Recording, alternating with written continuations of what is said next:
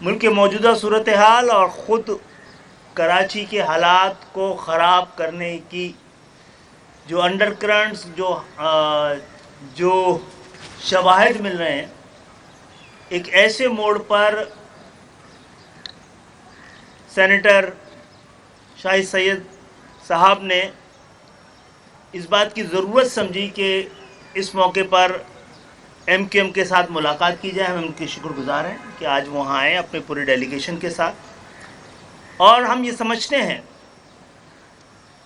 کہ اس کراچی شہر میں بسنے والی تمام اکائیاں لسانی و مذہبی، ان سب کے اوپر ایک اتنی اہم ذمہ داری ہے، کیونکہ اس شہر کے امن سے براہ راست پاکستان کا استحکام، پاکستان کی بقا، پاکستان کی سلامتی اور پاکستان کی خوشحالی وابستہ ہے. یہ شہر بڑی ذمہ داری کے ساتھ ٹیکس دیتا ہے، مزدور سے لے کر اور تاجر تک، جس سے اس ملک میں جتنی بھی رونق اور جیسی بھی رونق ہے وہ وابستہ ہے.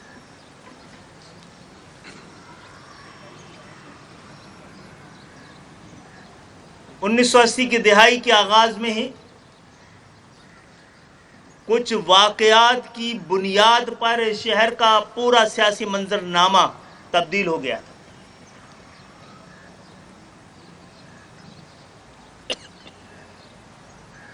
آج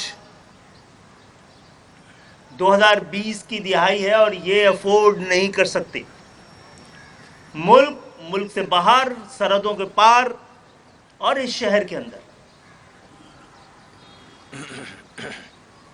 تو یہ ایک آج کی یہ میٹنگ، آج کی یہ پریس کانفرنس، آج ان کی آمد، ہماری ملاقات، اور اس حوالے سے گزشتہ کئی سال سے ہمارے مختلف پروگراموں میں اور خود ایم کیو ایم کے مرکز پر شاہد سید صاحب آتے رہے ہیں، اور ان کی آواز اور ان کے خیال اس کراچی شہر کے دکھ اور درد کو سمجھتے ہوئے اور اس کے اصل حق پر اور اس کے اصل مسائل پہ ان کی جو نظر ہے اور جس طرح کی گفتگو کرتے ہیں، وہ اس شہر میں لسانی اور سیاسی اہم آہنگی کے لیے اہم ترین گفتگو ہے. ایم کیو ایم اس شہر کی سب سے بڑی لسانی اکائی کی نمائندگی، گو کہ یہ نمائندگی اب پھیل کر اس شہر میں بسنے والی تمام لسانی اکائیوں کی نمائندگی کی طرف بڑھ رہی ہے. ہم اپنی سب سے بڑی ذمہ داری سمجھتے ہیں کہ شہر کو کسی طور پہ بھی ان حالات کی طرف دوبارہ جانے نہیں دیا جائے.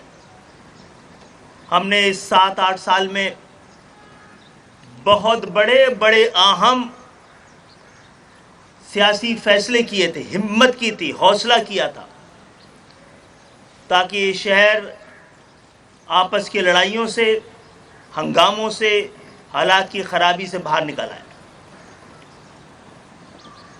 سچی بات تو یہ ہے کہ شہر کے حالات میں کسی کا سب سے بڑا ہاتھ ہے خراب کرنے میں تو مستقل 50 سال سے اس شہر کے ساتھ ہونے والی ناانصافی ہے. اس صوبہ سندھ میں انتظامی طور پہ، بلکہ مجھے کہہ دینے کی اجازت دیجیے، لسانی طور پہ لگائے ہوئے کوٹا سسٹم کی وجہ سے، اور گزشتہ 20-25 سال سے اس کوٹا سسٹم میں سے بھی سندھ کے شہری علاقوں کے لیے کوئی حصہ نہیں چھوڑا گیا ہے، نہ تعلیمی اداروں میں، نہ نوکریوں میں، نہ کاروبار میں. آپ سب سمجھتے ہیں کہ سچ سے آنکھیں چرانے اور حقیقت سے دامن بچانے میں کیا بہتری پوشیدہ ہو سکتی ہے. تو آج کی یہ ہماری میٹنگ اور ہماری جو ابھی اجلاس ہوا ہے، جو ملاقات ہوئی ہے، دونوں ایک ہی طرف کے خیالات ہیں کہ غریبوں کو، مزدوروں کو، اس شہر کے عام لوگوں کو کسی پلان کی بھی حالات کی خرابی کی طرف جانے نہیں دینا چاہیے. اور ہم سب اس بات پہ متفق ہیں، ہم سب مل کے کراچی میں بسنے والی تمام لسانی اکائیوں کی ضرورت ہے کہ ایک سیاسی جدوجہد کا آغاز کریں، مل کر اس شہر کے حقوق حاصل کریں.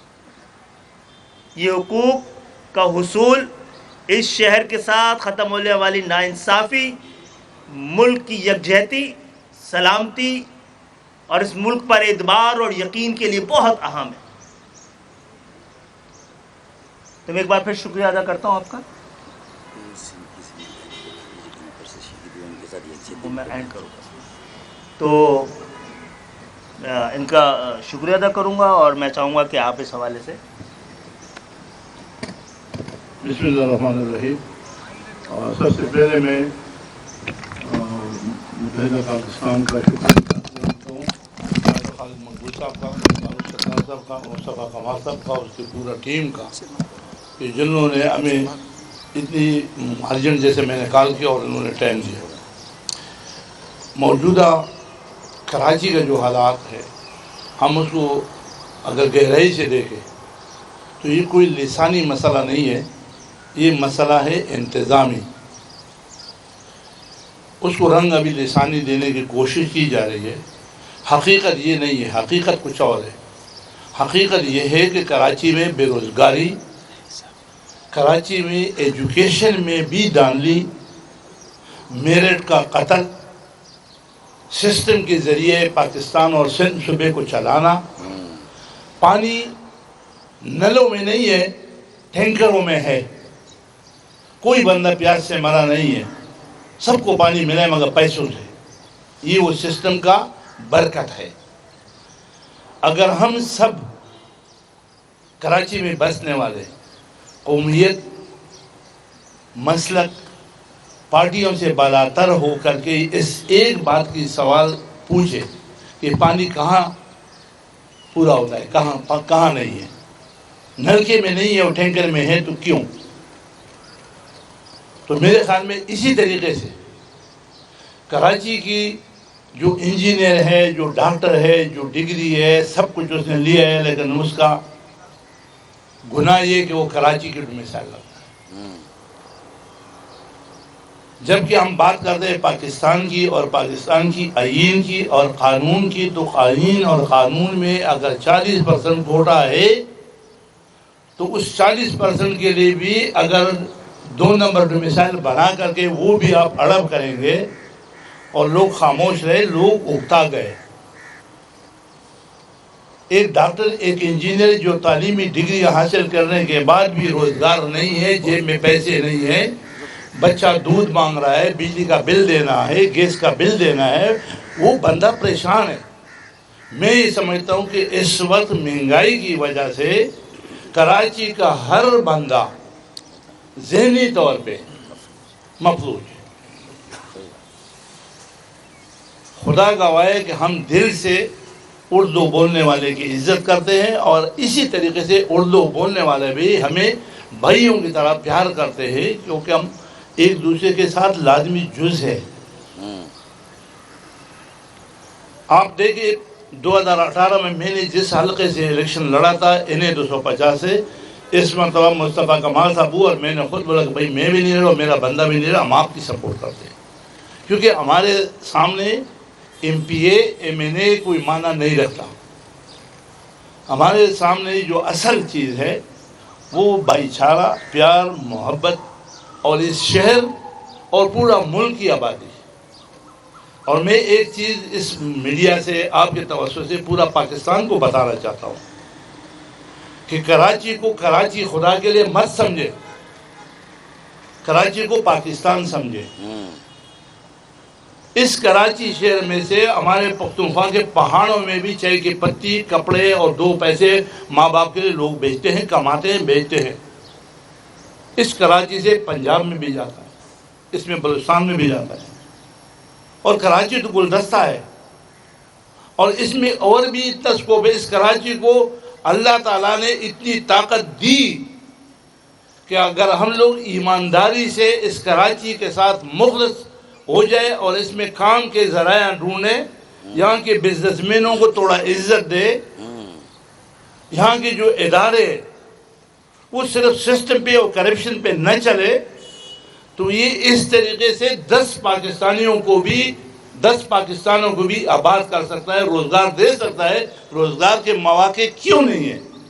سمندر ہے، ایئرپورٹ ہے، انٹرنیشنل سٹی ہے، اتنی بڑی آبادی ہے، تو یہاں کسی چیز کی کمی نہیں ہے۔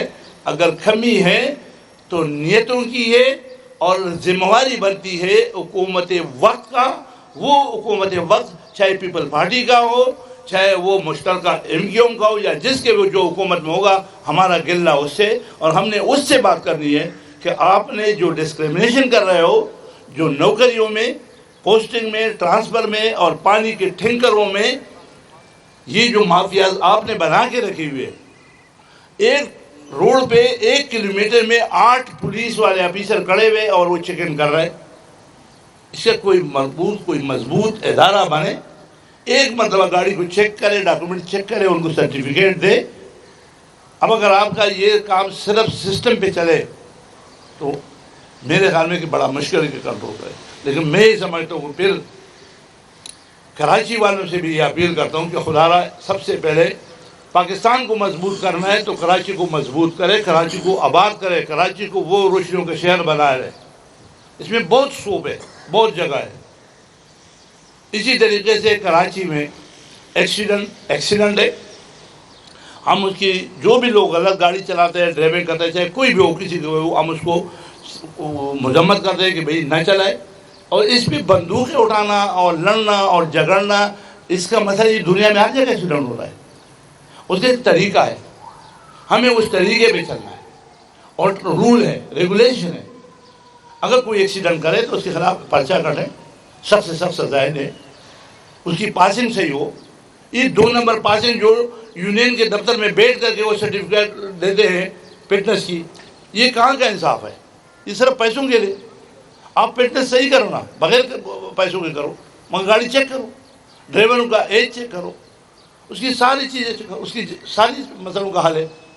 تو ہم اس پہ بات کریں گے، اور ہم یہ چاہتے ہیں کراچی والوں سے اپیل کریں گے کہ خدا کے لیے جذبات میں نہ آئے، کسی کے بغلاوے میں نہ آئے۔ یہ کسی کا مسئلہ نہیں ہے، یہ انتظامی مسئلہ ہے، اور ہم نے مل کر کے حکومت وقت سے یہ چیزیں لینی ہے کہ ہمیں پانی بھی گھروں میں نلکوں میں چاہیے، ہمیں بجلی بھی اپنے ٹائم پہ چاہیے۔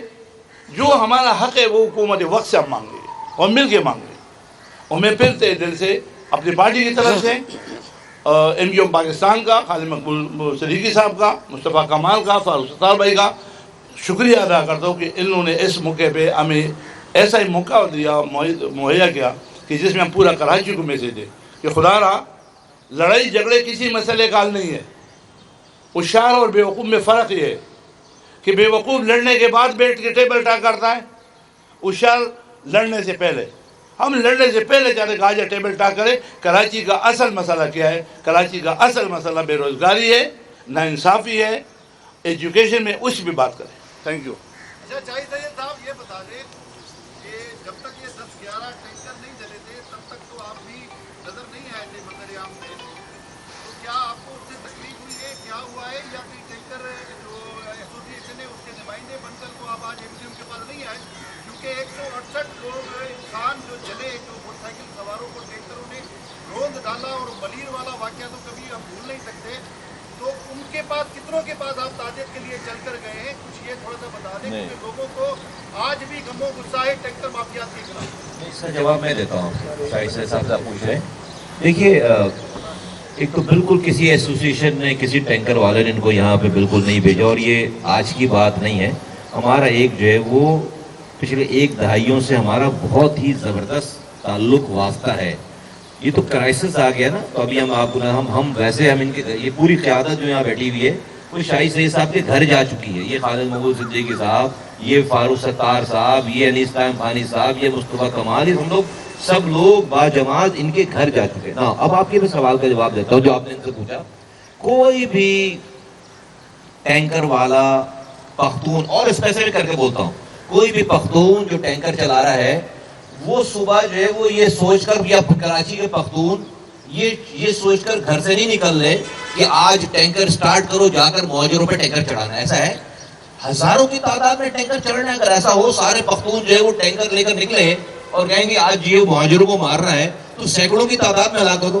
کوئی بھی مہاجر گھر سے یہ نہیں کہہ کے سوچ کر نکل رہا کہ آج ہم نے ٹینکر چلانے ہیں. اگر ایسے ہو تو ہزاروں میں ٹینکر ہیں تو صرف 10 یا 12 کیوں چلے.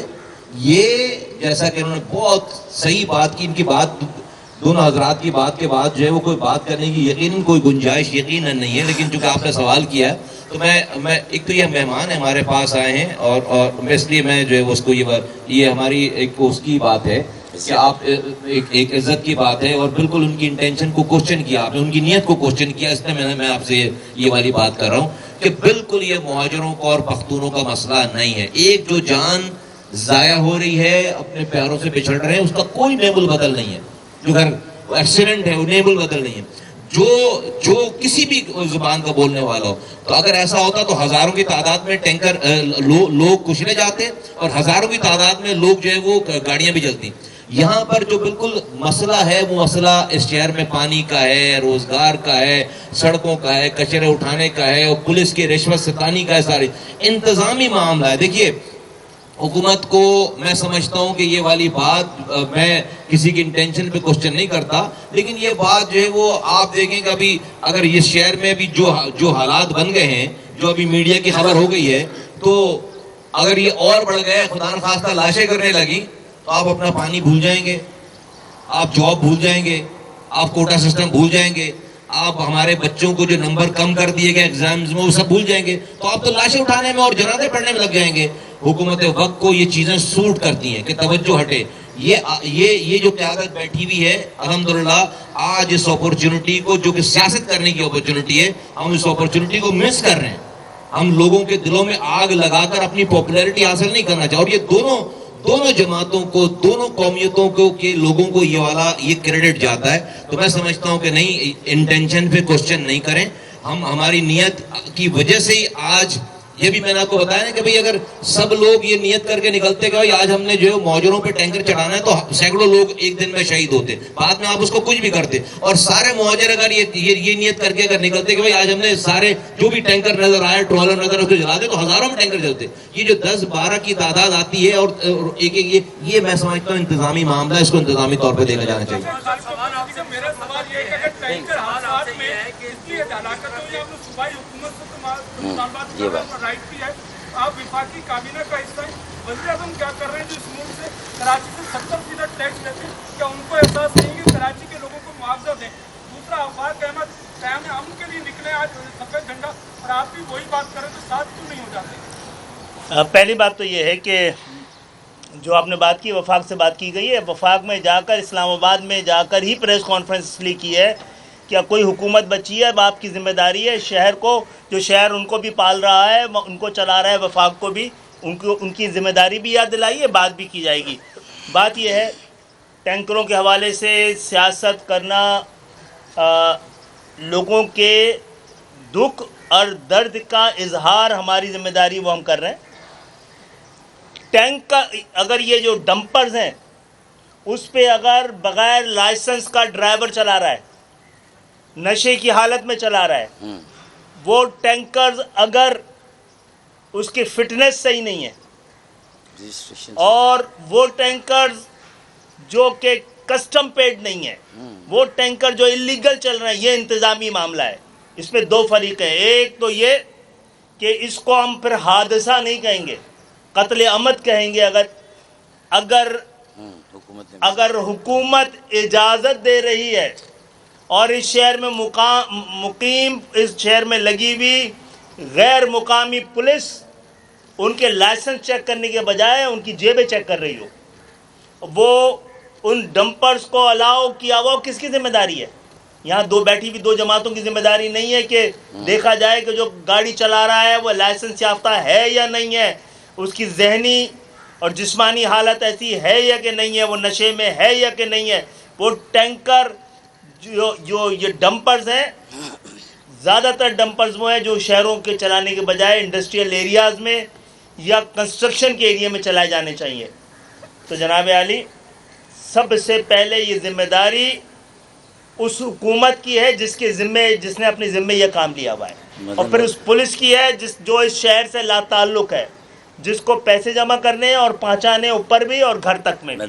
اس شہر میں ہم نے کہا ہے کہ بتائیے کہ ان ٹینکروں کو اور ڈمپروں کو شہر میں گزرنے کی کتنی اجازت ہے. جتنی اجازت ہے وہ بھی بتائی جائے, اور جن کو اجازت نہیں ہے وہ کیسے دندناتے پھر رہے ہیں. پہلے یہ معاملات انتظامی سطح پر طے ہونے ہیں. پہلے ان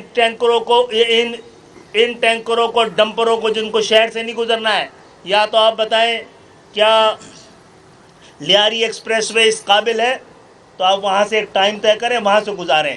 ناردرن بائی پاس کس لیے بنائی تھی ایم کیو ایم والوں نے؟ ان کو نکلنا ہے شہر سے باہر. کون ان کو آنے دے رہا ہے؟ اجازت نہیں ہے ان کو آنے دینے کی. اس کا مقصد انتظامیہ دے رہی ہے, حکومت دے رہی ہے, پولیس دے رہی ہے. تو یہ انتظامی معاملہ ہے. اس کو سیاسی معاملہ اس لیے ہے کہ سیاسی اس کے اندر پناہ گاہ میں اس کے ذریعے چلایا جا رہا ہے. سسٹم کی بات کی گئی ہے. سسٹم سیاسی سسٹم کے اندر آ جاتا ہے کبھی کبھی. الحمدللہ سندھ میں تو سسٹم سیاسی سسٹم کے اوپر ہے. تو کیا اس سسٹم کے بارے میں بتایا جائے, کون چلا رہا ہے, کیوں چلا رہا ہے, اور ہر ایک کی زبان پہ سسٹم کیوں ہے. اور سچی بات یہ ہے کہ جو 150 لوگ ڈمپرز کے نیچے آئے ہیں, اس سے پورا شہر دکھی ہے.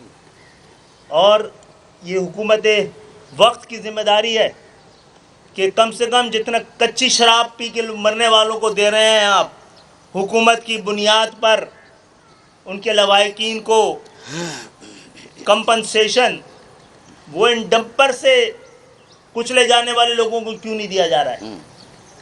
اور ہم میں سے کوئی جا کے ان کی داد رسی کر رہا ہے, اگر کوئی جا کے پلاٹ دے رہا ہے, کوئی بات کر رہا ہے, ہم لوگ جا رہے ہیں. یہ ہمارے اپنے لوگ ہیں جن کے پاس ہم جا رہے ہیں. پہلے حکومت کو جواب دینا ہے ہر زبان بولنا کہ یہ ڈمپر تو کسی زبان سے تعلق نہیں رکھتے. ڈمپر پہ جو بیٹھا ہوا ڈرائیور ہے, اس کی زبان سے زیادہ اس کی قابلیت اور اہلیت چیک ہونی ضروری ہے, اور خود ڈمپرز کا.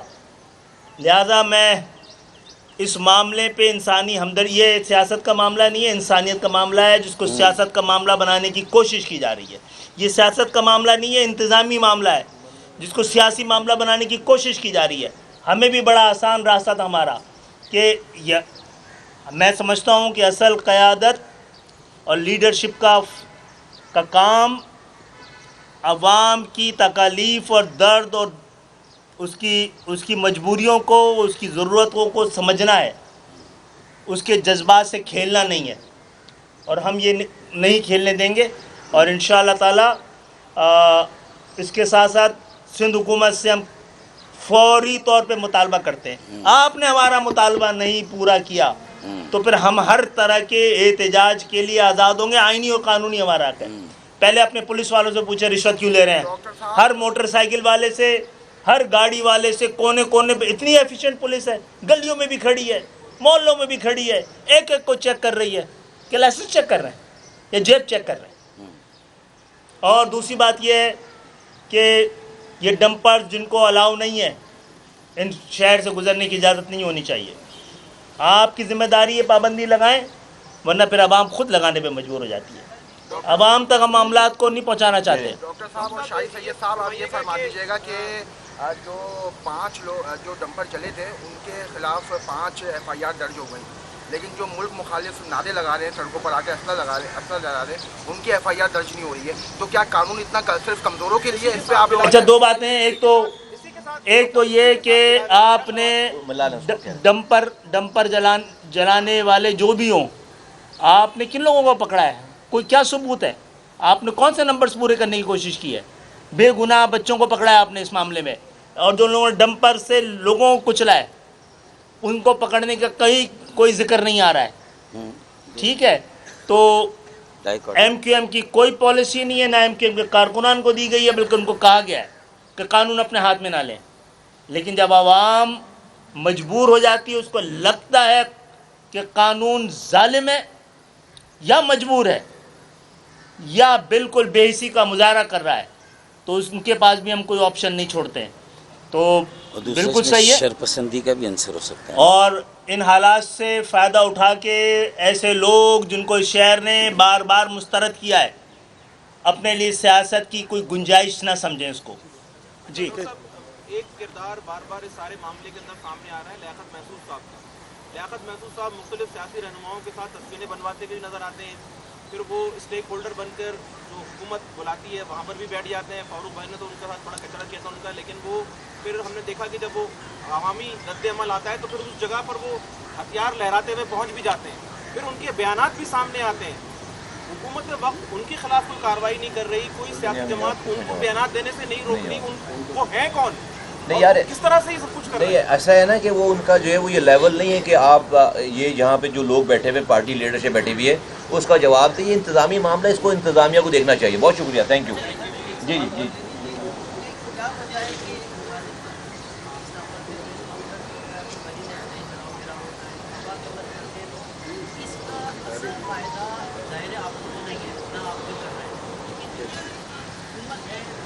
बताया ना हुकूमत, आपने कहा ना हुकूमत को भी फायदा होगा। देखिए अगर ये ऐसा हो रहा है और हुकूमत की ज़िम्मेदारी है पूरी नहीं कर रही है, तो फिर हम भी हुकूमत को पहुंचने वाले फ़ायदे की तलाश शुरू कर देंगे। ठीक है, ओके, थैंक यू।